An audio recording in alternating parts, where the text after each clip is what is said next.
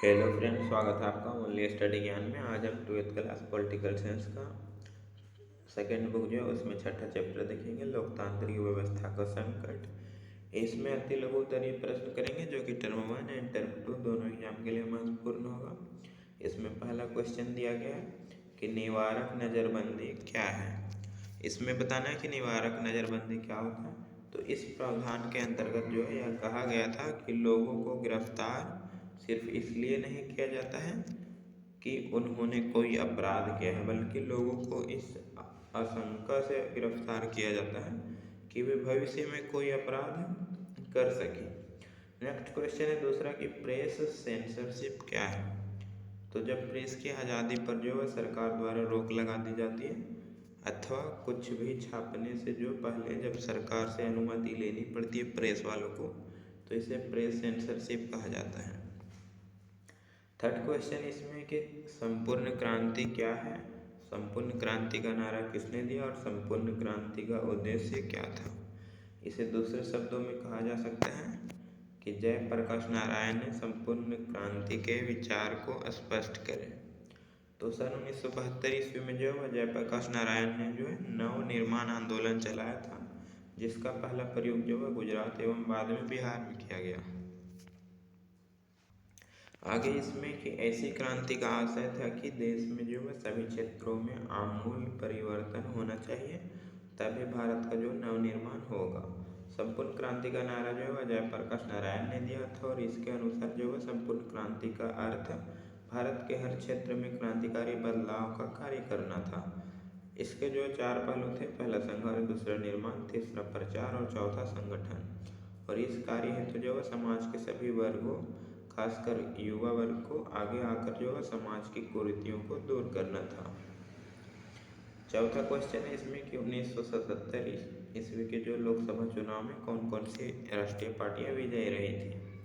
तो 1977 के लोकसभा चुनाव में जो है जनता पार्टी विजयी रही थी और इस पार्टी की सरकार में जो है मोरारजी देसाई भारत के पहले गैर कांग्रेसी सरकार के प्रधानमंत्री बने और जनता पार्टी और उसके साथी दलों को जो है लोकसभा की कुल 542 सीटों में से 300 सीटें जो मिली थी और स्वयं जनता पार्टी अकेली 295 सीटों पर विजयी रही थी।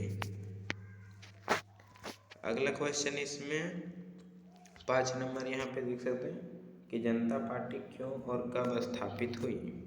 तो 25 जून 1975 ईस्वी को श्रीमती इंदिरा गांधी की सरकार ने जो है देश में आपातकाल लागू कर दिया था और आपातकाल के लागू होने से पूर्व बड़ी विपक्षी पार्टियों जो एक दूसरे के नज़दीक आ रही थी और उन सभी पार्टियों पर जो आपातकाल में हुए अत्याचारों ने उन्हें और नज़दीक ला दिया था। और मार्च 1977 ईस्वी में होने वाले लोकसभा सीटों की ठीक पहले इन विपक्षी पार्टियों ने एकजुट होकर जो है जनता पार्टी के नाम से एक नया दल का निर्माण किया। छठा क्वेश्चन है कि सहायोग का गठन किस लिए किया गया था। तो आपातकाल के दौरान की गई कार्रवाई, सत्ता के दुरुपयोग, अतिचार, कदाचार के विभिन्न पहलुओं की जांच करने के लिए सहायोग का गठन किया गया था। सातवां क्वेश्चन है कि आपातकाल से क्या अभिप्राय है। देश में आंतरिक गड़बड़ी की आशंका के कारण आपातकाल की घोषणा का कोई एक प्रभाव लिखें। तो आपातकाल एक जो है साधारण स्थिति होती है और जिसे केंद्रीय सरकार राष्ट्रपति की घोषणा के माध्यम से लगाती है और इसमें जो है लोकतंत्र की स्वाभाविक प्रक्रिया के द्वारा कार्य नहीं किया जाता है, अतः संविधान की जो विशेष धाराओं द्वारा जो है सरकार को अधिक शक्तियां प्रदान की जाती हैं।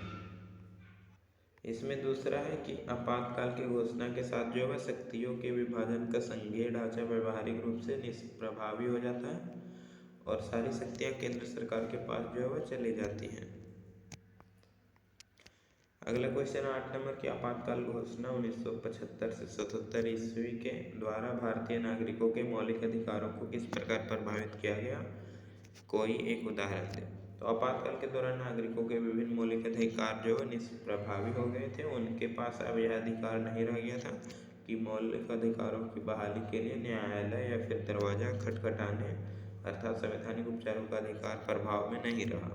सरकार ने निवारक नज़रबंदी के बड़े स्तर पर प्रयोग किए और इस प्रावधान के अंतर्गत जो लोगों को आशंका के आधार पर गिरफ्तार किया गया कि वह कोई अपराध कर सकते हैं।